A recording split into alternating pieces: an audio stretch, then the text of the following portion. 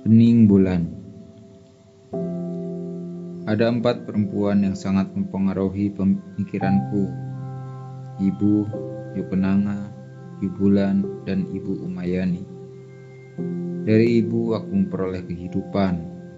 Dari Ibu Bulan aku memahami cara bertahan secara praktis dan bagaimana bersenang-senang dalam masa sulit.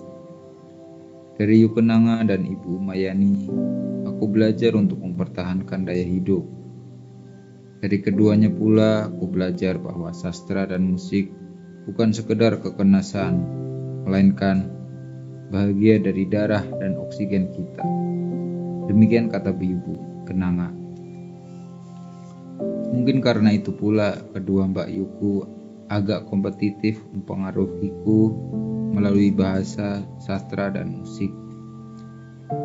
Dalam soal bahasa, Yukenanga sama seperti ibu yang disebut sebagai generasi old school, menekankan berbahasa lisan maupun tulisan yang baik dan benar. Ibu Bulan adalah remaja gaul yang berkawan dengan berbagai kalangan. Mesti dia bertutur dengan bahasa Indonesia yang baik. Ibu Bulan juga terbawa arus masa itu, yaitu menyelipkan kata-kata prokem yang saat itu populer. Akibatnya, aku sebagai si bungsu ikut terpengaruh oleh bahasa tutur Yukenanga yang rapi dan puitis, bercampur baur dengan bahasa pergaulan Ibu Bulan. Di dalam dunia sastra, Ibu Bulan juga jauh lebih sigap mempengaruhiku dengan seleranya. Suatu hari, Ibu Bulan membelikan novel putri remaja. Itu adalah terjemahan novel Little Woman karya Louisa May Alcott yang bercerita tentang 4 gadis emas, sebuah kisah perjalanan sejak mereka masih kanak-kanak hingga dewasa. Semula aku agak enggan membaca novel tebal itu. Pertama, karena aku masih duduk di sekolah dasar, terjemahan Gadis Rasid yang terdiri dari 2 jilid itu terasa terlalu tebal bagiku. Kedua, karena judulnya yang terlalu perempuan. Aku mengira novel itu berisi problem perempuan yang tak menarik bagiku, misalnya persoalan cinta remaja dan para kekasih yang dirindukan. Belum lagi aku sempat membaca beberapa bab awal novel Pride and Prejudice karya Jane Austen yang diringkas menjadi lebih tipis.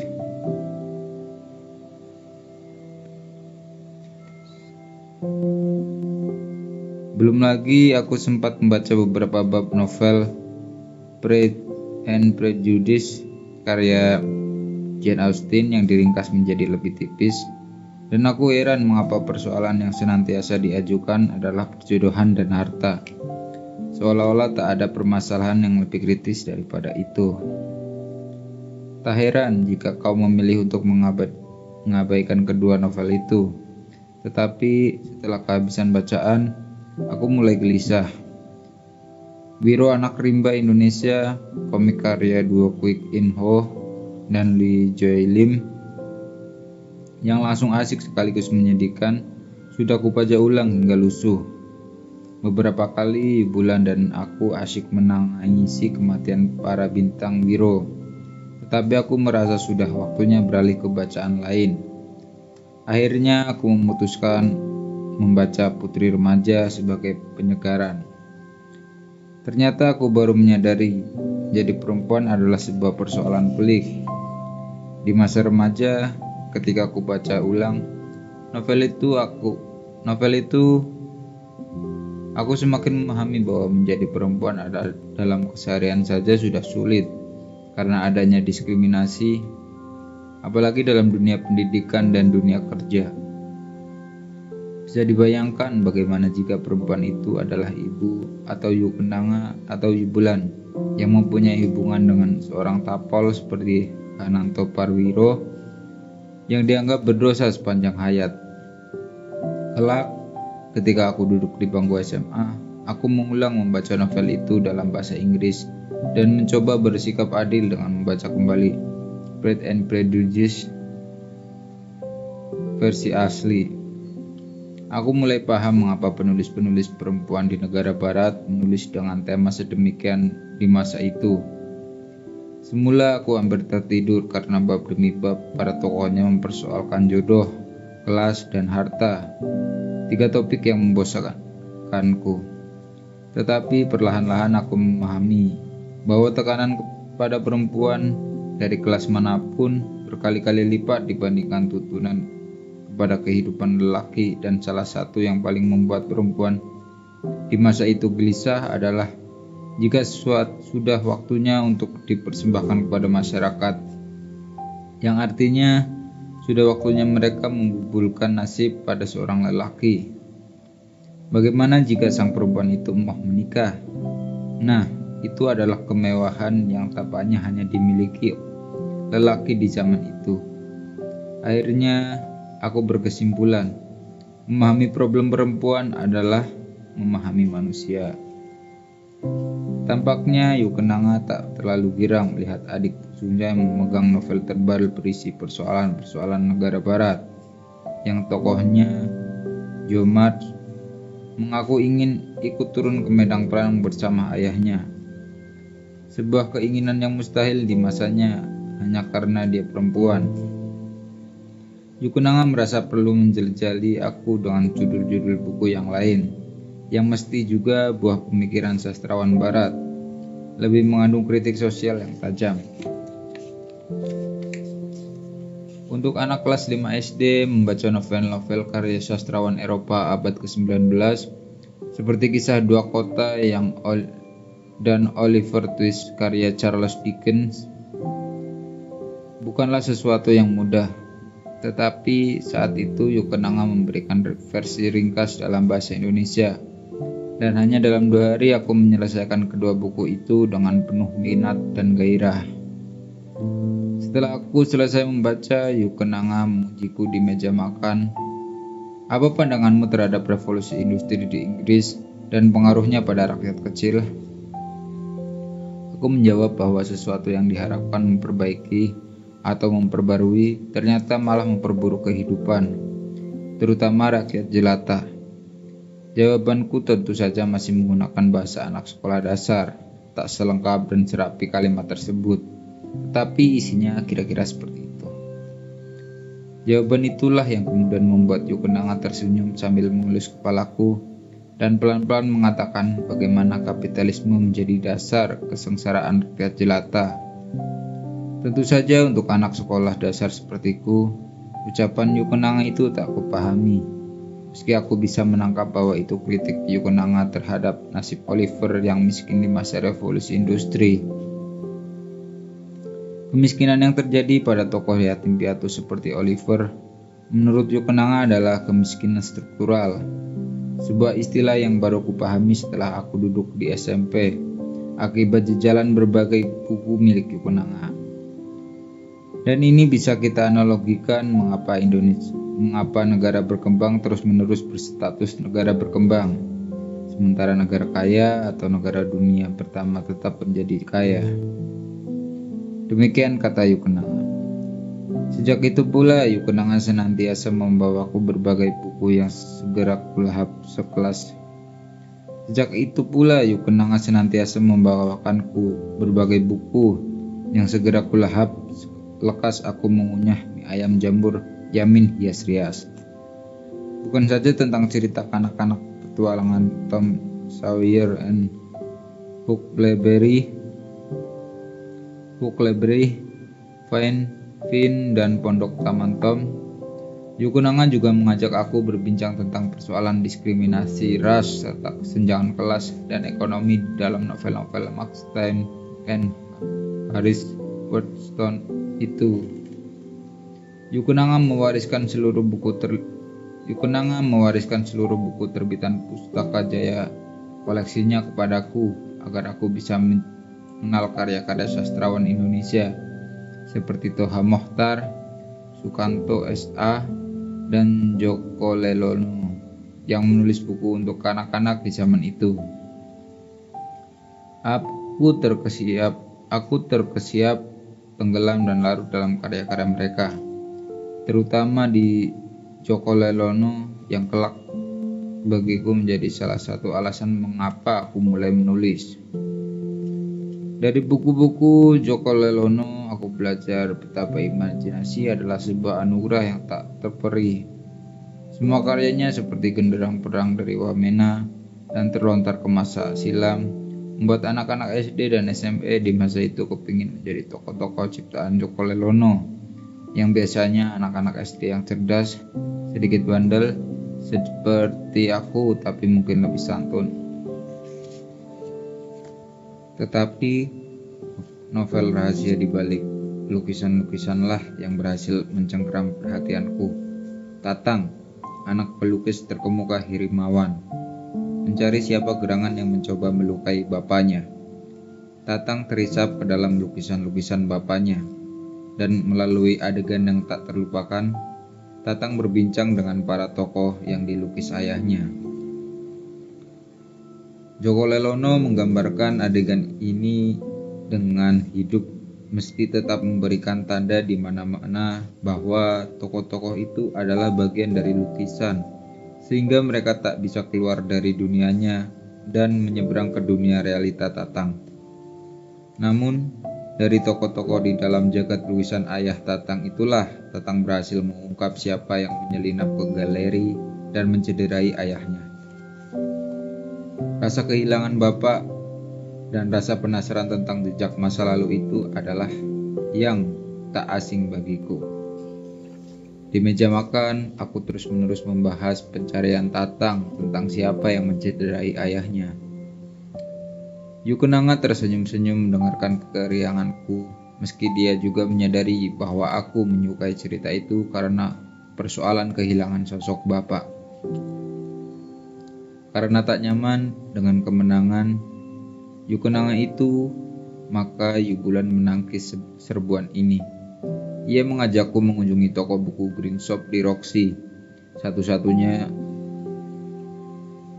satu-satunya toko buku di Jakarta Pusat yang menyediakan episode Mahabharata terbaru.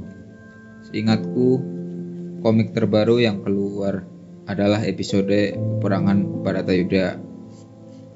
Tak ada buku lain yang bisa mengganggu keasikanku membaca komik wayang R.A. Kosasih saat itu. Saat itu Yubulan memang menang telak. Kami menghabiskan petang itu dengan menikmati pempek Palembang Roxy yang legendaris dengan 3 komik terbaru, Bharatayuddha, Ramayana Jilid 1-4, dan Sri Asih.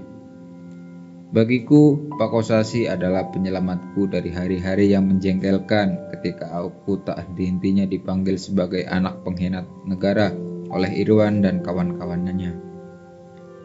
Dalam hal pilihan musik, kedua kakakku juga berkompetisi dengan sengit.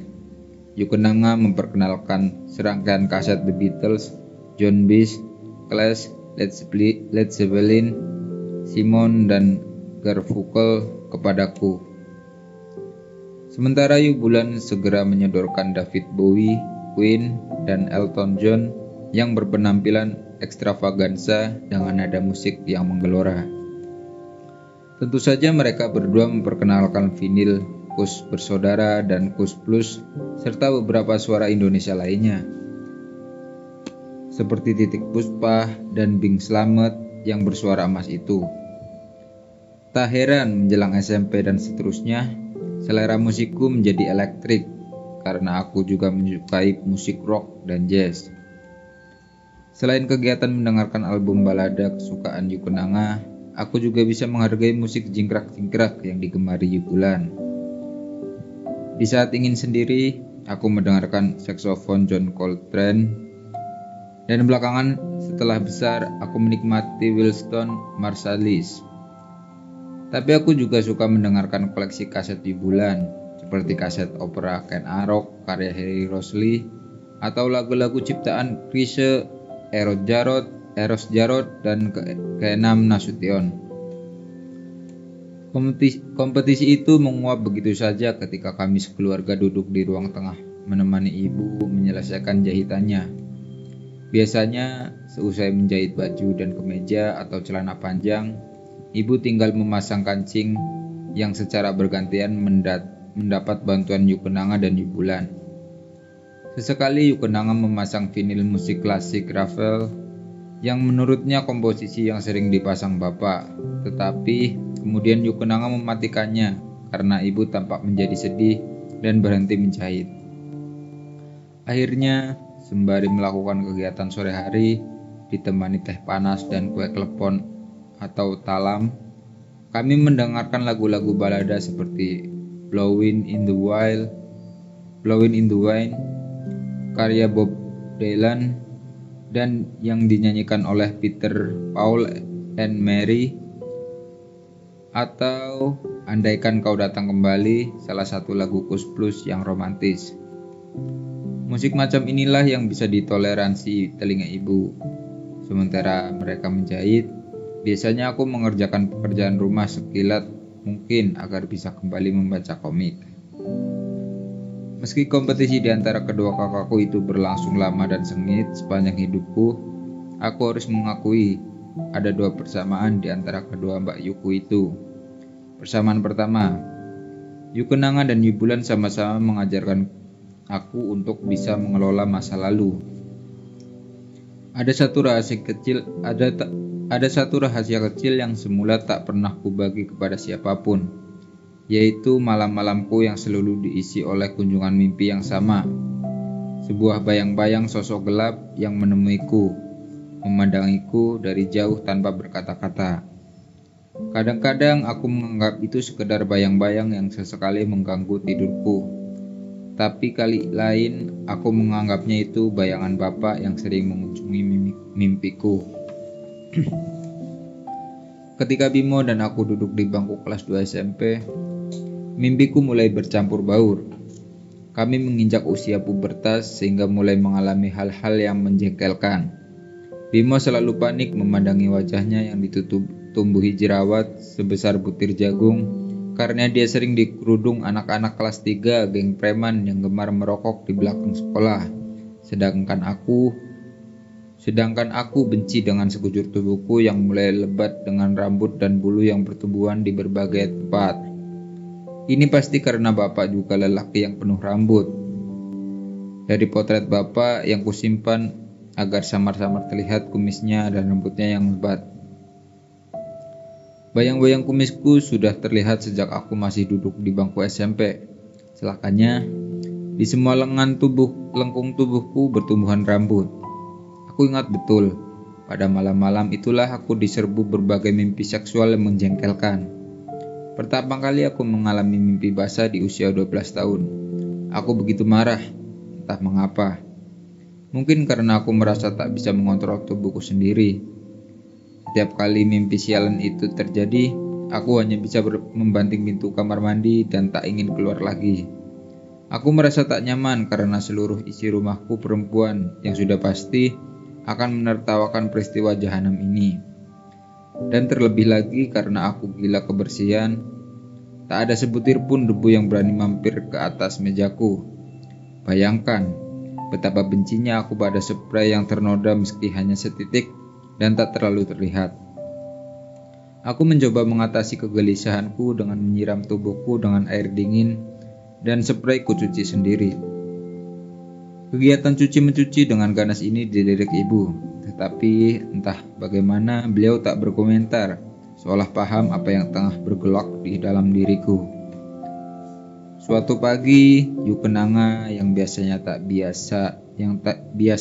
bisa menenggang kemarahanku, mengetuk pintu kamarku. Aku menjawab agar dia masuk.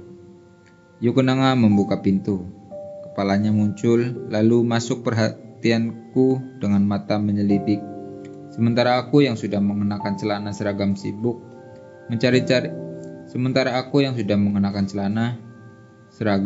sibuk mencari-cari kemeja seragam sekolah di lemari. Ada apa?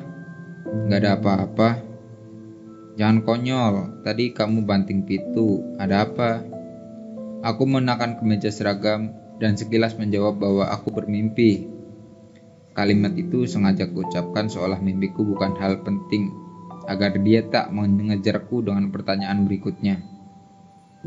Yukenanga, dasar dia memang peka, langsung tertawa kecil. Kan, Ibu sudah menjelaskan tentang perubahan tubuh di usiamu. Gak apa-apalah, Alam. Iya.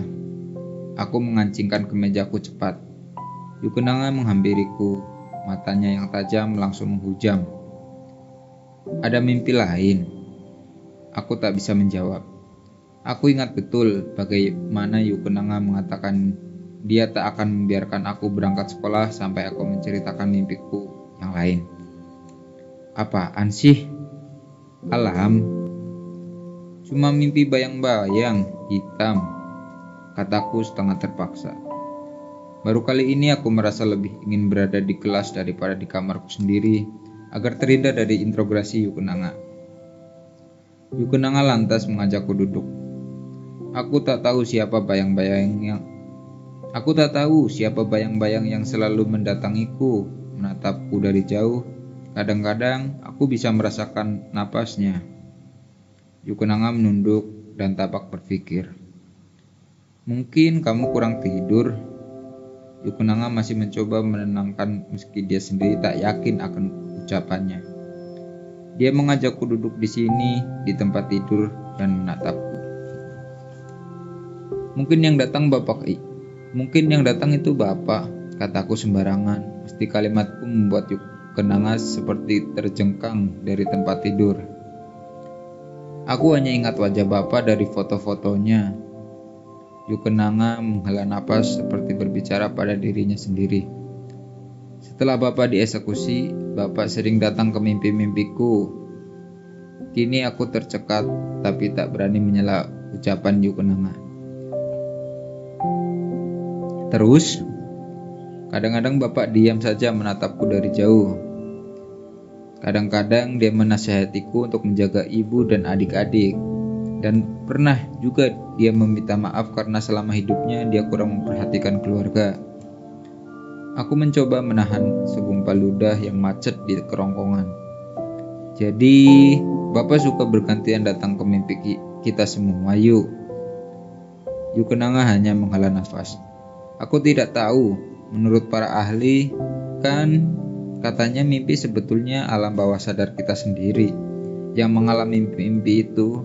Mimpi itu sama sekali tak ada hubungannya dengan orang-orang yang ada di dalam mimpi kita, tetapi lebih banyak kaitannya dengan diri kita sendiri. Tapi, mengapa rasanya Bapak memang mengunjungiku? Aku juga merasa begitu, aku menjawab dalam hati. Nanti lama-kelamaan mimpi itu hilang, Yukenanga menenangkan. Lalu memelukku dan melepaskanku berangkat ke sekolah. Untuk waktu yang sangat lama, aku tak pernah lagi bercerita tentang bayang-bayang laki-laki yang tak berwajah dalam mimpi-mimpiku.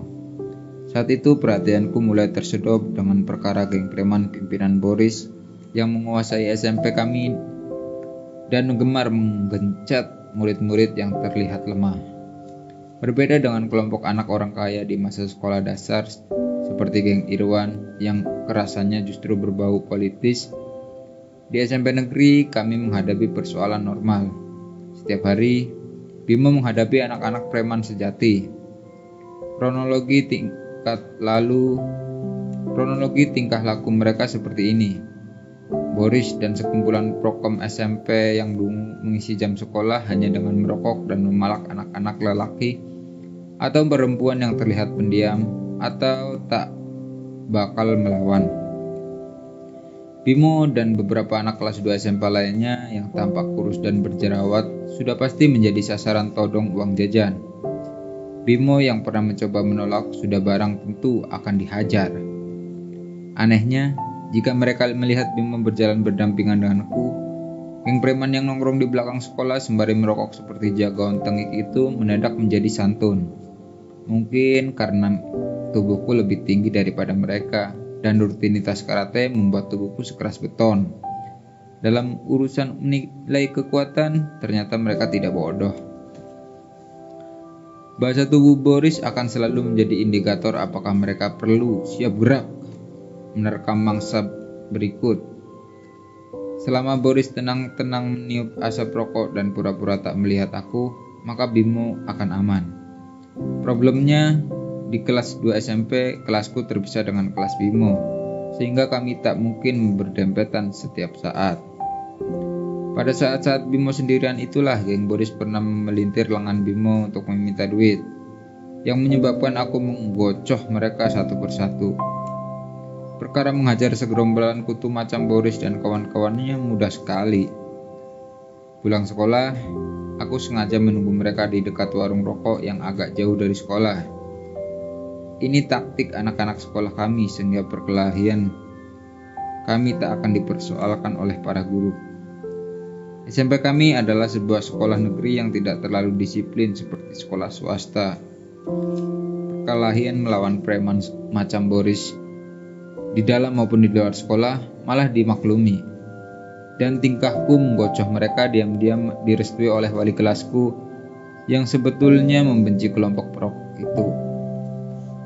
Tetapi suatu hari aku menyadari kekejian terbesar dalam hidup Bimo justru datang dari dalam rumahnya sendiri. Selain masa pubertas yang menyebabkan wajah penuh jerawat, suara pecah, dan mudah berkeringat, tubuh Bimo juga mendadak dipenuhi dengan bekas luka berwarna hitam di sekujur lengannya.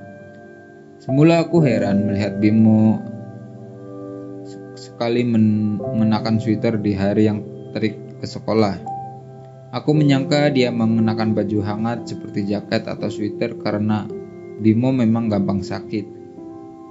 Belakangan, ketika Bimo menginap di rumahku dan bersiap akan mandi sore, tampaknya Bimo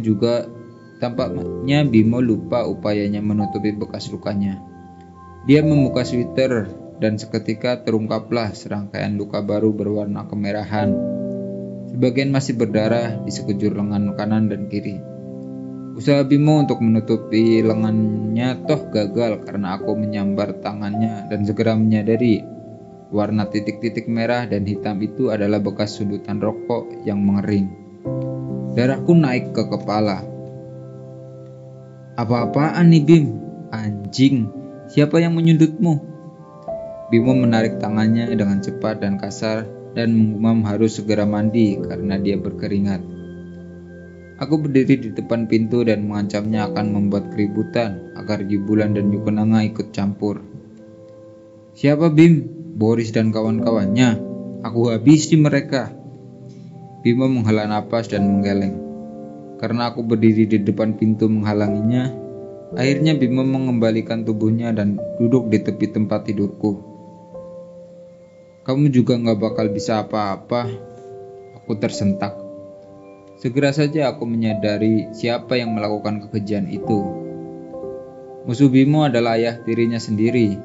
Bimo mengatakan bahwa siksaan dari Pak Prakosa adalah ritual sehari-hari yang dihadapinya, terutama jika ibunya tak di rumah. Mendengar babak demi babak bagaimana Pak Prakosa menyudutnya setiap kali dia tak puas dengan jawaban Bimo atas pertanyaannya, aku tak tahan lagi. Aku teringat kata-kata Yukenanga agar aku jangan menghadapi persoalan sendirian, terutama masalah yang melibatkan orang dewasa. Yukenanga tahu betul aku cenderung tak ingin berbagi masalah karena aku malas dengan ceramah dan serangkaian peraturan di si sulung ini. Karena itulah aku tak pernah bercerita kepada Yukenanga masalahku di sekolah. Menghadapi preman bocah tak ada apa-apanya. Mereka anak-anak usiaku yang gampang kutendang, dan dengan mudah setelah pertarungan pecah, para guru pasti campur tangan.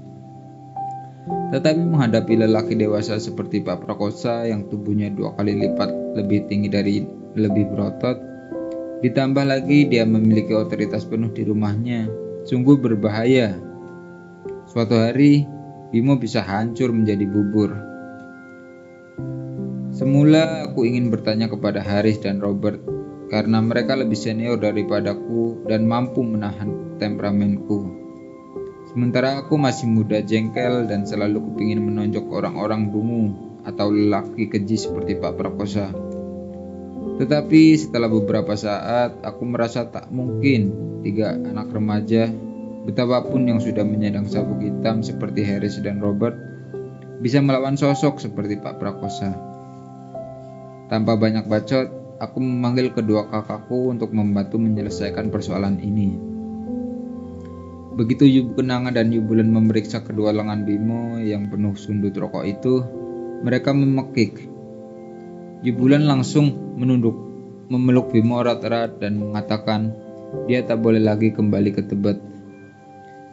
Hanya dalam waktu beberapa menit, Ibu, Yu Kenanga, dan Yu Bulan mondar-mandir di ruang tengah mencari cara agar bisa menyelamatkan Bimo dari neraka yang dihadapinya setiap hari. Usulku untuk melapor kepada polisi diabaikan. Tetapi pertentangan antara Yu Kenanga dan Yu Bulan dalam menanggapi usulanku untuk melapor kepada polisi. Yu Kenanga menganggap polisi bukanlah solusi bagi keluarga Tapol seperti keluarga kami. Sebuah tanggapan yang membuat aku agak bingung. Yu Bulan mengatakan bahwa tak semua polisi akan mengabaikan pengaduan kita. Tetapi dia menjadi realistis ketika menyadari bahwa polisi akan bimbang saat mengetahui siapa pelakunya. Ingat kan, waktu Ibunda Susi melaporkan suaminya yang saben hari memukul dia dan anak-anaknya, polisi malah menyuruhnya diam kembali dan berdamai dengan suaminya. Bisa bayangkan kalau kita melapor peristiwa yang terjadi pada Bimo. Demikian alasan Yu Kenanga menghadapi keinginan Yu Bulan. Aku jengkel dan mulai naik darah. Jadi apa gunanya hukum dong? Yu Bulan mencoba menenangkan aku dengan menunjuk ke arah ibu yang tengah menelpon Om Aji. Aku merasa sedikit lega.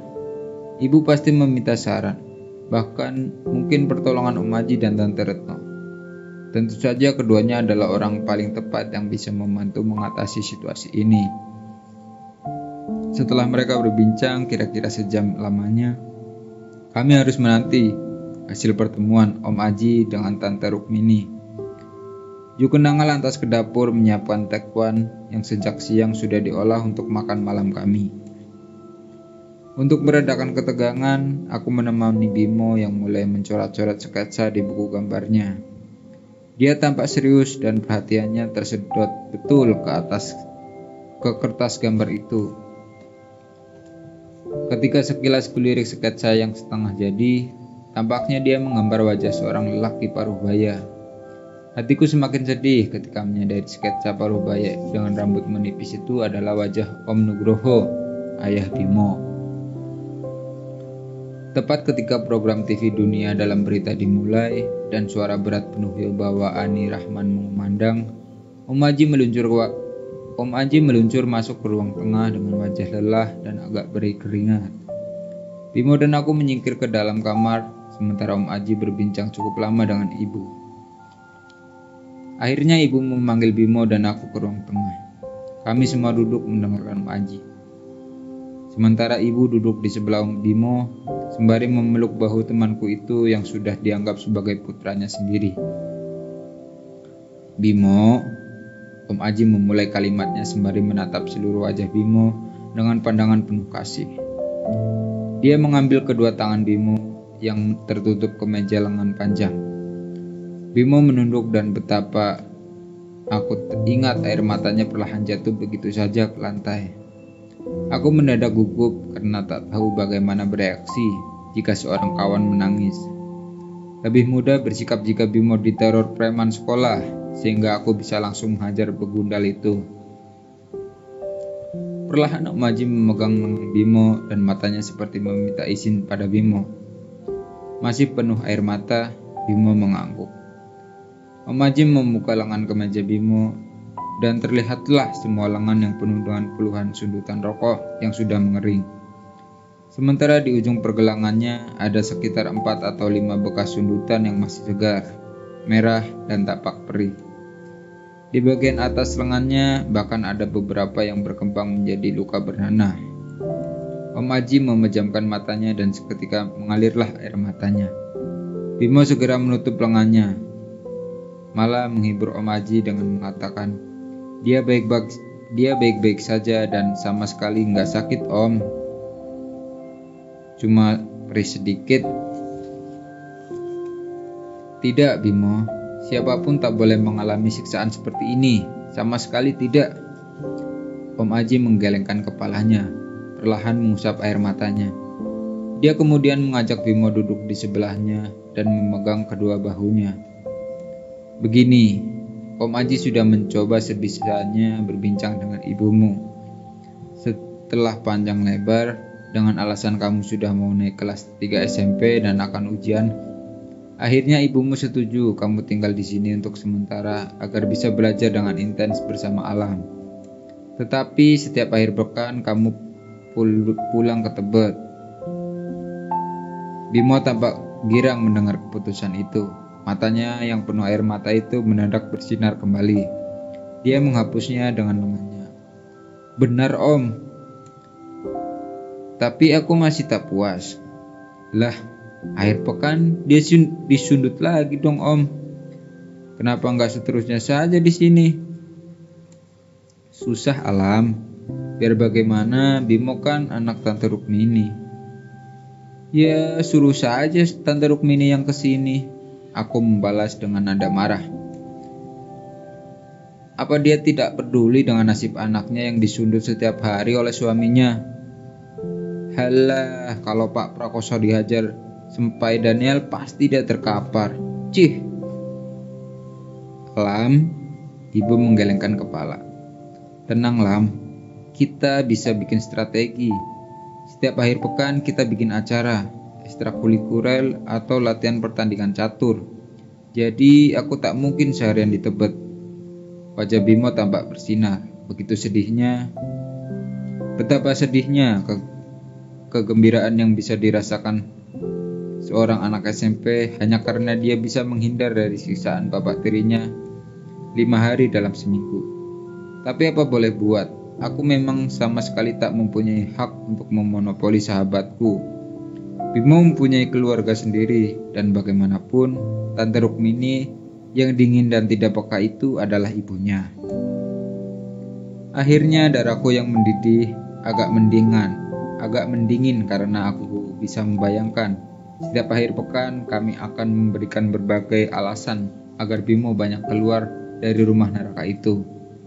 Aku tahu tak mudah merancang strategi agar Bimo banyak berkegiatan di luar rumah demi menghindari sundutan sial itu. Tetapi untuk sementara aku harus menerima hasil negosiasi Om Aji dengan keluarga Bimo. Baiklah, malam ini akhirnya kami menikmati sup tekwan buatan Yukenanga dengan nasi panas, ikan teri goreng, dan sambal lawit merah yang dikucuri perasan jeruk limau. Tekwan Yukenanga berbeda dengan buatan restoran karena bola-bola tekwan ulenan Yukenanga terbuat dari gumpalan besar ikan tenggiri yang digiling dan hanya sedikit tepung. Yang juga membuatnya lebih istimewa adalah karena Yukenanga tak hanya memasukkan jamur kuping dan bunga sedap malam, tetapi juga irisan bengkoang yang segar. Begitu suapan demi suapan itu menyentuh lidah, rasa gurih kuah, kriuk bengkoang dan kenyalnya tekwan itu terasa membuat aku lebih tenang. Malam itu kami semua bersama Bimo dan Om Aji menikmati kesegaran tekwan sekaligus menyambut kehidupan baru Bimo di rumah kami. Setelah Om Aji pulang dan Bimo tertidur di kamarku, aku masih berselonjor di ruang tengah merenungi apa yang baru saja terjadi. Tiba-tiba saja tubuh dan jiwaku lelah sekali. Bu, mengapa Tante Rukmini tidak bisa melawan suaminya sendiri? Bimo kan anaknya. Mengapa dia tidak membela Bimo? Ibu mampir ke kursi panjang, mengambil kedua kakiku dan meletakkannya di atas pangkuannya. Tante Rukmini adalah perempuan yang mengalami banyak kesulitan. Ibu tidak tahu apa yang ada dalam pikirannya. Dia kawan ibu yang kompleks. Mengapa setiap orang yang otaknya kacau disebut kompleks? Di tempat kursus bahasa Inggris, kata complexity seringkali digunakan seolah-olah dengan menggunakan istilah itu, maka tingkah orang seperti Pak Prakosa dan Tante Rukmini itu perlu dimaklumi. Mungkin karena wajahku masih murung dan gelap, ibu menambahkan dengan nada menenangkan. Tapi ibu yakin Dia sebetulnya ingin mencoba melindungi Bimo, nak. Kalau tidak, mana mungkin dia mengizinkan Bimo tinggal di sini, kan? Jadi implikasinya Tante Rukmini sebetulnya mengetahui tingkah laku suaminya, tapi tak kuasa untuk menghalanginya. Kenapa? Tak ada yang bisa menjawab pertanyaan ibu. Seperti halnya kami tak pernah bisa memahami Tante Rukmini. Yang bisa kami lakukan adalah mencoba melindungi Bimo dan menjauhinya dari Papa Rakosa. Malam itu juga ibu memerintahkan kami bertiga untuk mengeluarkan kasur cadangan di gudang dan memindahkannya ke kamarku. Dan untuk bulan-bulan berikutnya, ibu mencari meja belajar bekas agar Bimo bisa nyaman mengerjakan pekerjaan rumah di kamarku. Untuk sementara, kasus kekejian Papa Rakosa tampaknya mereda akibat langkah yang kami ambil, meski kami tak yakin dia bisa menahan kegatalan tangan untuk tak menyiksa Bimo.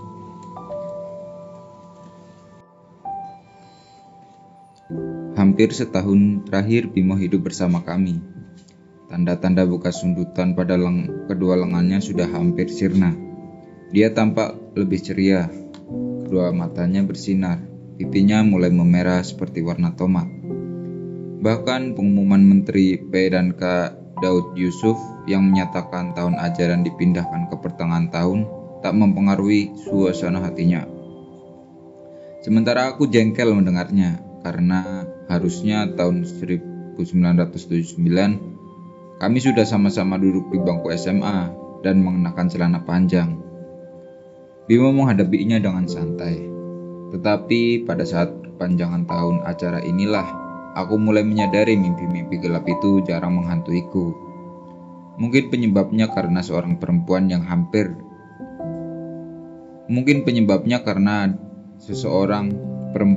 yang mampir dalam hidup kami.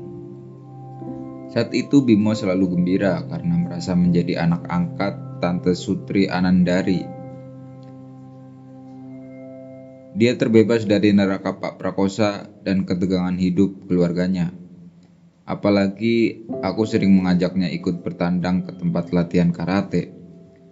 Sementara selama 2 jam aku harus berkonsentrasi karena sejak menyandang sabuk hijau, aku sudah diminta membantu Haris dan Robert memimpin peserta ban putih dan kuning. Bimo dengan santai duduk di pinggiran lapangan membawa buku gambarnya dan mencoret-coret puluh sketsa lembar latihan kami. Keriangan Bimo terlihat dari visual buku gambarnya yang tak hanya berisi wajah-wajah kami yang penuh keringat melatih anak-anak ban putih, tetapi ia juga sering menggambar sketsa wajah-wajah perempuan di sekelilingnya. Ibu, Yukenanga, Yubulan, dan... Sebentar, ini siapa? Cantik sekali. Siapa nih? Bimo menggelengkan kepala. Payah, kau ini Rena, gengnya Yubulan yang rambutnya tebal dan harumnya menggapai-gapai hidung. Nah, ini salah satu perbedaan antara kedua kakakku itu. Jika sahabat Yukenanga bisa dihitung dengan jari karena karakter kakak sulungku itu sangat tertutup dan jarang tersenyum, Yubulan justru sering mengundang sekitar 4 atau 5 gadis teman sekelas yang entah bagaimana bisa buat duduk bersila di lantai dan berdansa di kamar sempit itu. Rena pastilah salah satu perempuan yang dipandang Bimo jauh, tapi tak ditegur sapa sedikit pun. Rena pastilah salah satu perempuan yang dipandang Bimo dari jauh, tapi tak ditegur sapa sedikit pun. Semula aku tak terlalu menaruh perhatian setiap kali kawan-kawan Yubulan mampir beramai-ramai. Mereka selalu berkelompok, bahkan ke kamar mandi pun mereka harus mengajak 1 atau 2 kawannya, sehingga aku kurang peduli dengan tingkah laku mereka. Yang aku tahu, ketika kali mereka datang, pasti terdengar suara kaset kelompok Abra, Creedence Clearwater Revival, The Bee Gees, hingga Earth, Wind and Fire. Mendengar pekik jerit cerita mereka, aku menduga mereka berdansa berjoget mengikuti irama lagu apapun yang sedang mereka pasang di tape recorder Yubulan yang dia beli dengan tabungan Tabanas. Aku juga tak terlalu memperhatikan kawan-kawan Yubulan yang berisik dan melengking-lengking saat ngobrol. Yang aku perhatikan adalah jenis musik yang mereka pilih setiap pulang sekolah. Pasti membuat Yukonanga menggerutu. Biasanya rangkaian berdansa dan berjingkrak di kamar itu akan diakhiri dengan salah satu lagu dari album Badai Pasti Berlalu yang sedang menjadi pegangan seluruh remaja Indonesia. Suara kor mereka menyanyikan lagu Merpati Putih bisa menembus ke kamarku. Sementara Bimo semakin menundukkan kepalanya, sibuk membuat sketsa burung-burung merpati yang berterbangan. Aku menahan diri setengah mati untuk tidak mengejek Bimo yang menjadi sentimental. Rena Araya, aku tak terlalu ingat bulan itu apa, tetapi aku ingat masih di SMP yang sama memasuki tahun 79 Januari. Dan kami semua masih terjebak di kelas yang sama untuk 6 bulan yang menyebalkan. Maka pada usiaku yang ke-14, aku masih duduk di kelas 3 SMP. Ya. Memang aku lebih muda daripada kawan-kawanku sekelas, karena aku loncat kelas. Sedangkan Yubulan masih tetap di kelas 3 SMA.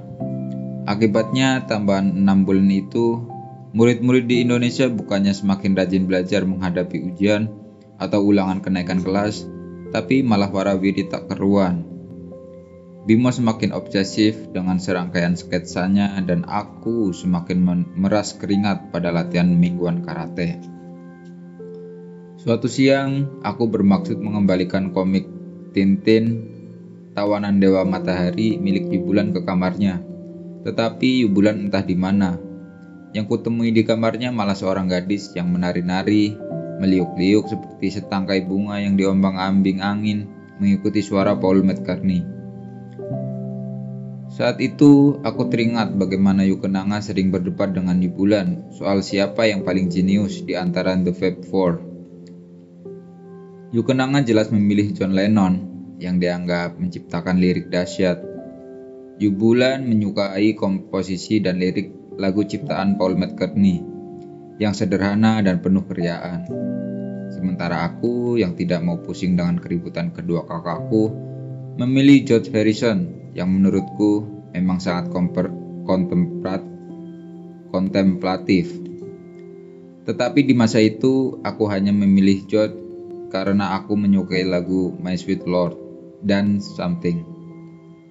Namun pada detik itu tiba-tiba saja aku menyukai dan menghargai Paul McCartney karena betapa lagunya seolah mendekap tubuh gadis itu dan membawanya bergerak bebasnya sambil memejamkan mata. Aku hampir lupa tujuanku menghampiri kamar Yubulan. Komik Tintin itu kelempar saja ke kursi dan aku berdiri menyaksikan seorang kawan Yubulan yang menari-nari sambil memejamkan matanya. "Kenapa diam? Ayo, ikut, ayo." Ia mengucapkan itu seolah sudah mengenalku sembari tetap memejamkan mata sambil meliuk-liukkan tubuhnya. Melihat rambutnya yang tebal dan bergelombang hingga ke bahu, aku menebak inilah Rena, gadis yang dilukis Bimo di buku sketsa miliknya. Aku bingung bagaimana Rena bisa tahu aku masuk ke kamar Yubulan, padahal matanya terpejam. Dia seperti bidadari tanpa sayap yang meliukan tubuhnya mengikuti melodi lagu. Darahku mengalir deras. Tiba-tiba saja dia mendekatiku sambil tetap menari. Bukan hanya wajah, rambut dan tubuhnya, bahkan aroma harum Rena yang seperti bunga itu mengepukku. Aku mulai panik sekaligus bergairah. Aku masih 14 tahun, maka harap dimaklumi jika hormonku bertingkah seperti orang kaya baru yang memamerkan jam tangan Rolex, terlalu bersemangat dan memalukan. Aku mundur beberapa langkah dan perlahan meninggalkan Rena yang masih menikmati lagu itu. Di luar, bersandar ke pintu kamar Yubulan, aku merasa sangat lega karena bisa mengatasi derasnya aliran darah. Insiden itu hampir saja terhapus angin karena aku sibuk belajar menjelang ujian akhir SMP, ditambah dengan kewajiban mendampingi senpai Daniel dan yang akhir-akhir ini membutuhkan Haris, Robert, dan aku. Sejak aku sudah mencapai dan satu sabuk hitam, aku selalu diminta membantu Haris dan Robert karena senpai Daniel mulai sibuk dengan pekerjaannya sehari-hari sebagai pimpinan perusahaan kontraktor. Akibatnya, aku sering pulang sesudah maghrib dan menemukan Bimo yang sudah mandi dan sibuk mengerjakan pekerjaan rumah. Sesekali dia ikut aku ke tempat latihan karate, menikmati jajanan sembari membaca dan membuat sketsa. Tetapi beberapa pekan terakhir, Bimo memilih langsung pulang ke percetakan negara dengan alasan mengerjakan pekerjaan rumah yang menumpuk. Sore itu, Yubulan mengajakku belanja buku di Roxy. Ada beberapa komik serial baru Prabu Udayana. Yuk.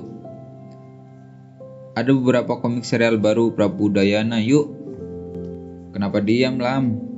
Ada apa? Yubulan mencolekku di atas helicak.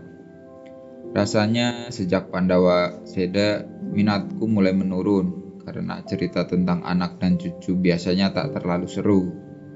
Kataku mencoba menutupi kegelisahanku.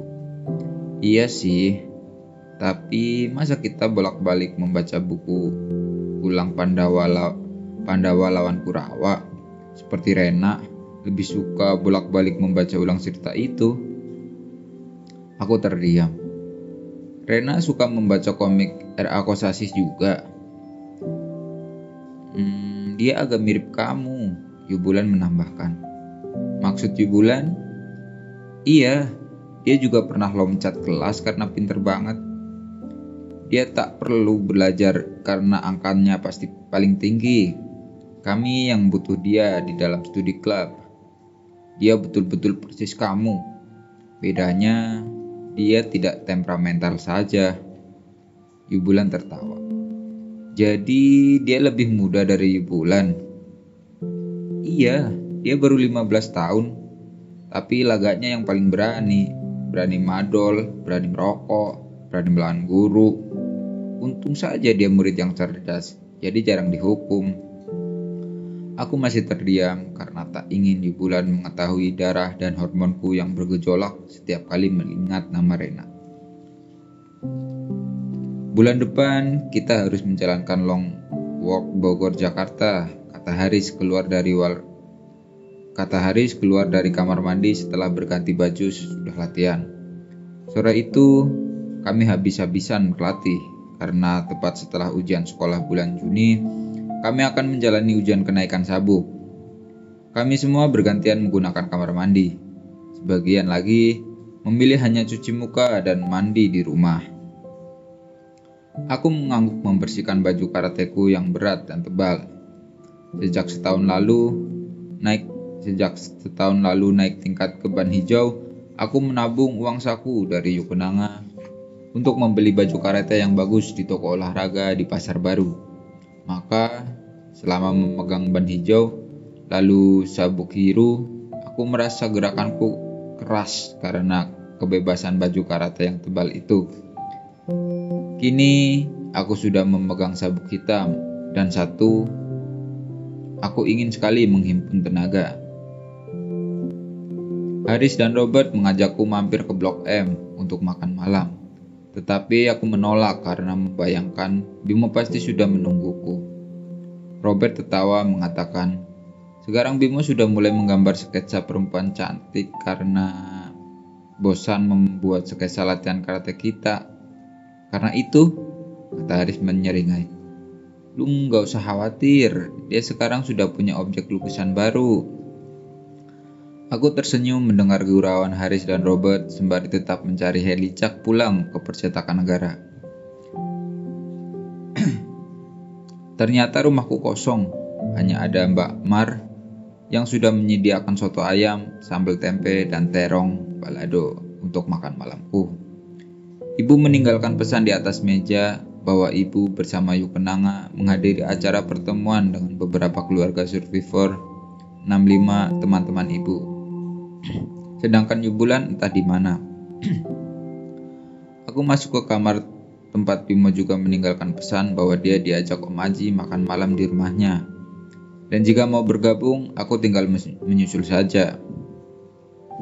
Sambil mandi, aku berpikir-pikir apakah menyusul Bimo ke rumah Om Aji dan Tante Retno dan bermain-main dengan si kecil Rama dan adiknya yang lucu Andini yang masih berusia 4 tahun, atau aku di rumah saja menyelesaikan PR aritmatika dan ilmu bumi sekitar setengah jam.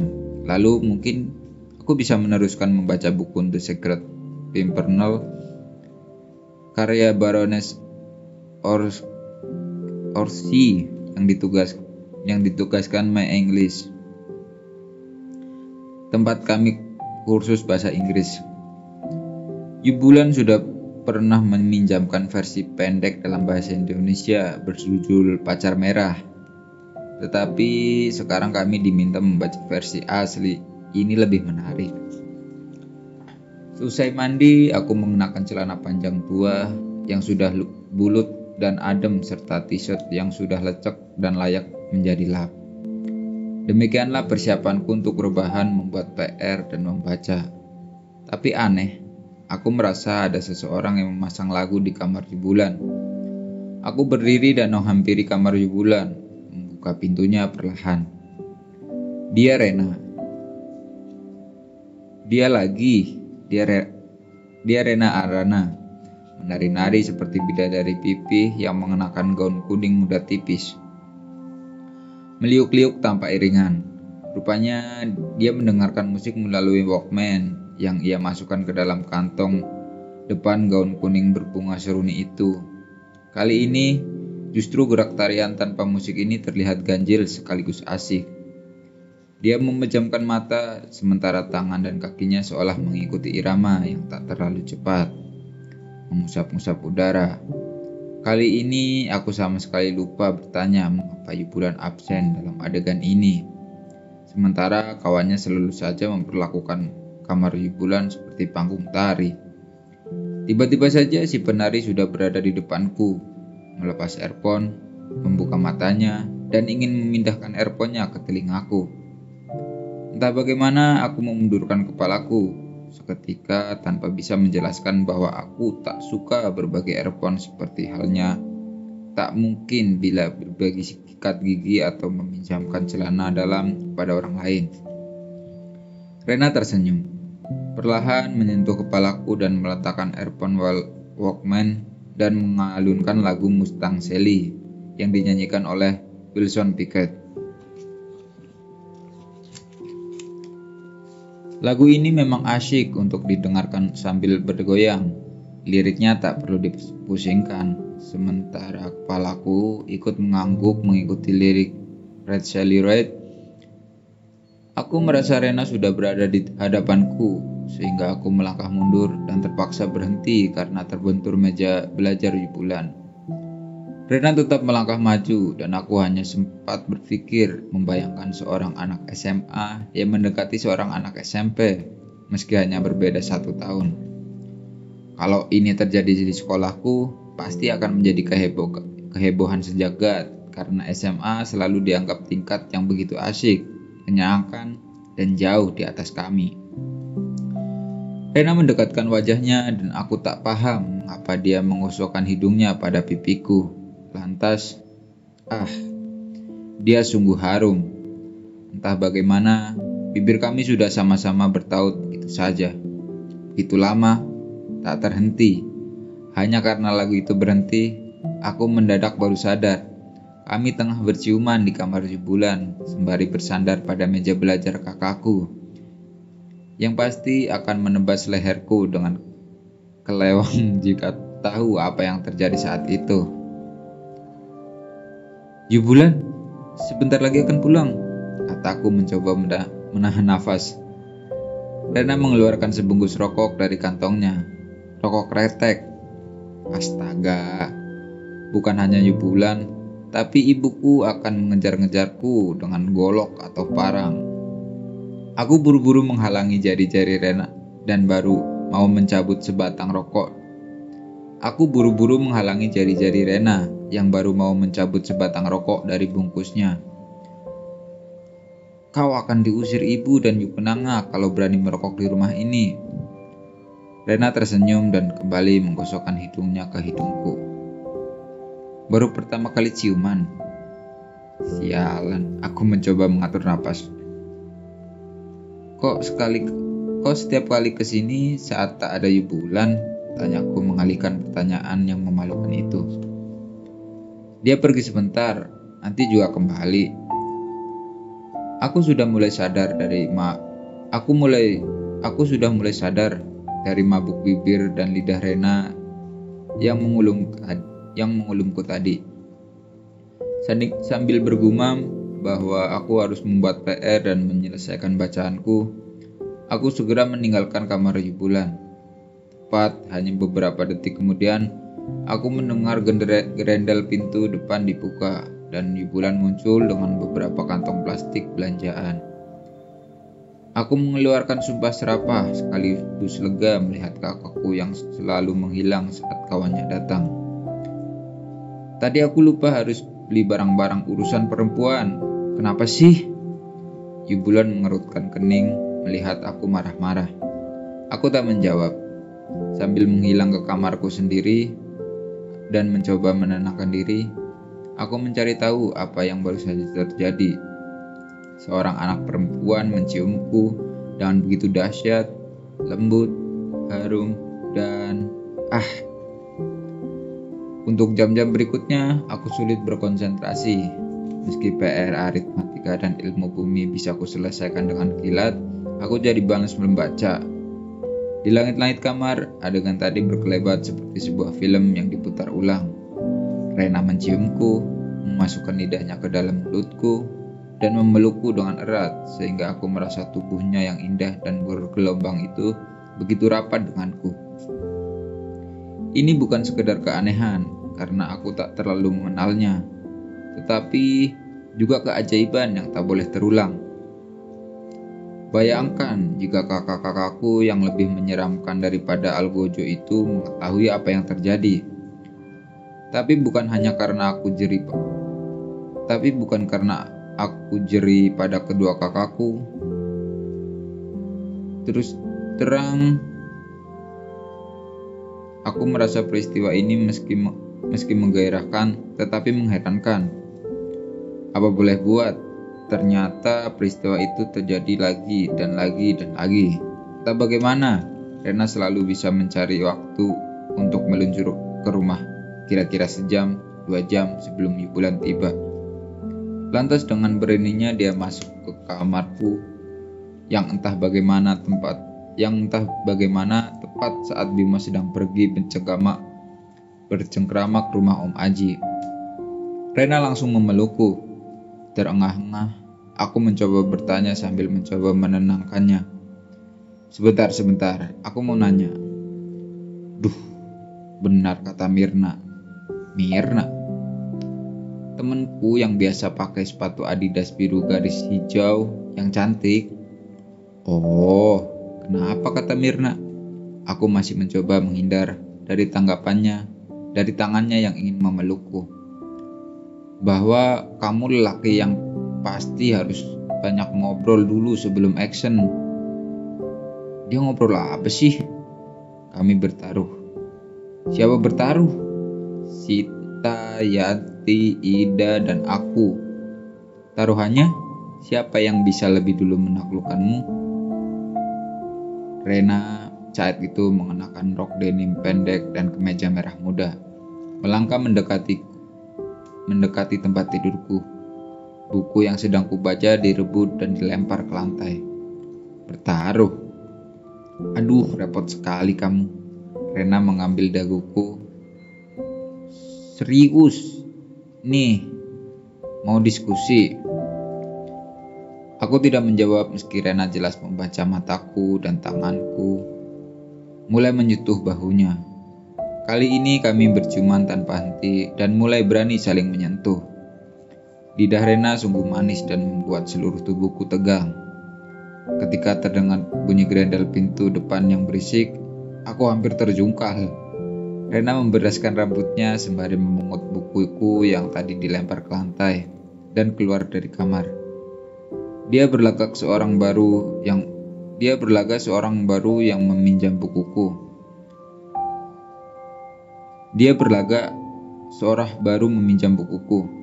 Aku tak bisa membayangkan wajah Yubulan dan Yukenanga. Yang jelas, malam itu aku tertidur dengan nyenyak, tanpa bermimpi tentang bapak atau lelaki tak berwajah itu.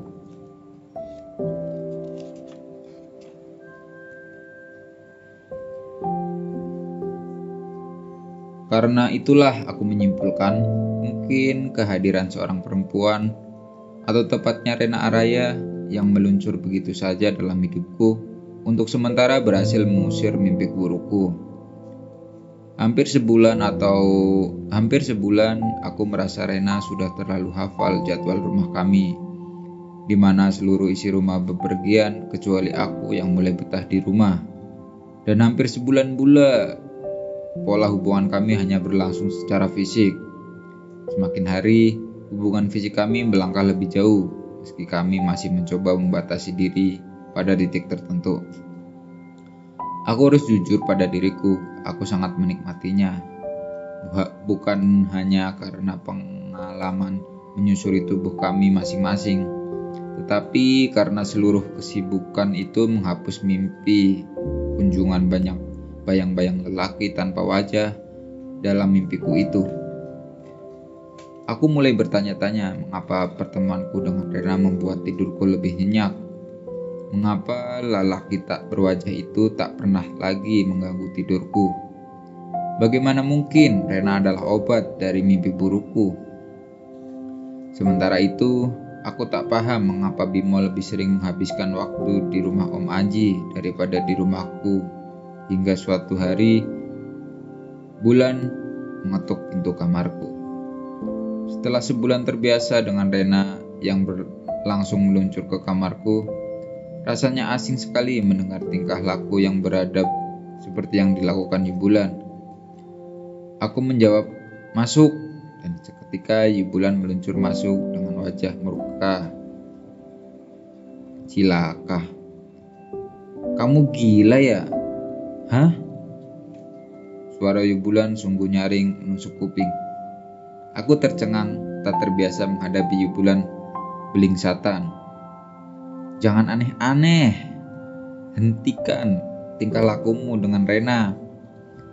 Aliran darahku berhenti. Jantungku berhenti berdetak dan aku binasa. Mulutku terkunci tanpa bisa menjawab apa-apa.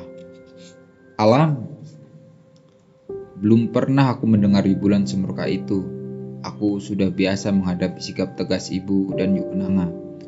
Mereka hampir seperti kompas dalam hidupku, terutama karena kami tak mempunyai bapak di dalam kehidupan kami. Tetapi Yubulan selama ini hampir seperti sahabat dekat yang bisa diajak bergurau atau bermuslihat menghadapi kegalakan Yukenanga. Sekarang aku tak tahu bagaimana harus menghadapi kemarahan Yubulan. Aku hanya bisa menduga ini semua bermuara karena adik bungsunya yang dia anggap masih ingusan dengan lancang berhubungan dengan sahabatnya.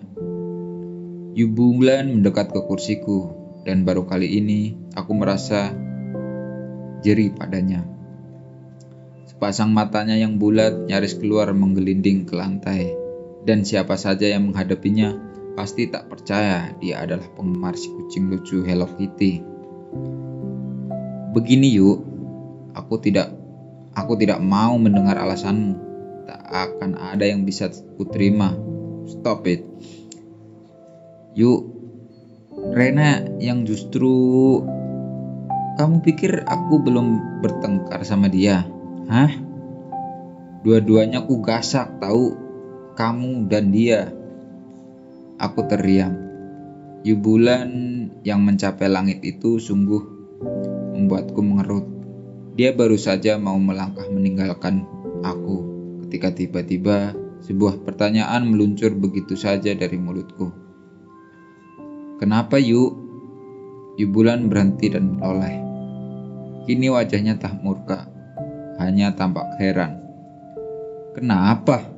Maksudmu? Kenapa kau harus berhenti berhubungan dengan Maksudmu, kenapa kau harus berhenti berhubungan dengan Rena? Kamu masih bertanya? Iya, aku mau tahu. Apa hanya karena Rena kawan Yubulan? Karena dia murid SMA dan aku masih SMP? Karena dia setahun lebih tua dariku? Yubulan merasa gengsi kalau aku adikmu dekat dengan kawanmu. Yubulan menggeleng-gelengkan kepalanya dan menghampiriku. Kini dia tak lagi terlihat jengkel, tetapi matanya memancarkan kesedihan yang tak kupahami. Kamu pikir aku sedangkal itu, hah? Aku tidak peduli kalau dia usianya lebih tua darimu. Kamu puber dan dia gadis remaja. Kamu sudah begitu bebalnya sampai tak paham apa yang sedang terjadi. Yubulan tersinggung karena kawan-kawan Yubulan sedang bertaruh. Aku masih mencoba menebak-nebak. Yubulan memandangku semakin heran dan kini dia menggeleng-gelengkan kepala. Kamu gila atau bebal sih? Siapa yang peduli dengan hal-hal dungu seperti itu? Kenapa kamu jadi tolol begini sih? Aku semakin bingung. Alam, jangan pernah kamu meremehkan persahabatan. Aku terdiam dan masih tak paham pernyataan Yubulan. Aku tak menyangka kau bisa menjadi sebebal ini. Kamu sekamar dengan Bimo, siang malam kamu bersamanya, kamu satu sekolah dengan dia. Tidakkah kamu sadar sahabatmu itu sangat menyukai Rena? Sadarkah kamu dia melukis sketsa Rena berkali-kali? Gunakan hati dan otakmu. Kamu akan melukai hati Bimo karena hubunganmu dengan Rena yang hanya main-main. Bimo?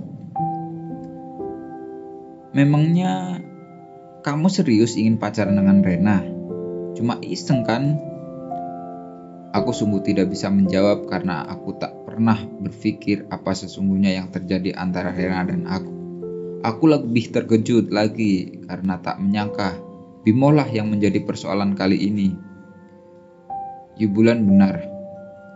Aku begitu bebal hingga melupakan serangkaian sketsa Bimo yang menggambar Rena yang menghabiskan belasan halaman buku gambarnya. Dan aku baru menyadari mengapa Bimo sengaja sering menyambangi rumah Om Aji setiap hari. Tetapi ternyata dia ingin menghindar dariku, menghindar dari interaksi Rena dan aku. Yubulan masih menatapku dengan sinar mata kecewa. Ini tatapan yang tak pernah ku inginkan. Aku lebih takut saat ibu dan kedua kakakku kecewa daripada dia jika mereka marah kepadaku. Pada hari itu, aku baru menyadari bahwa meski kedua kakakku banyak perbedaan selera, mereka mempunyai satu lagi persamaan yang lebih penting.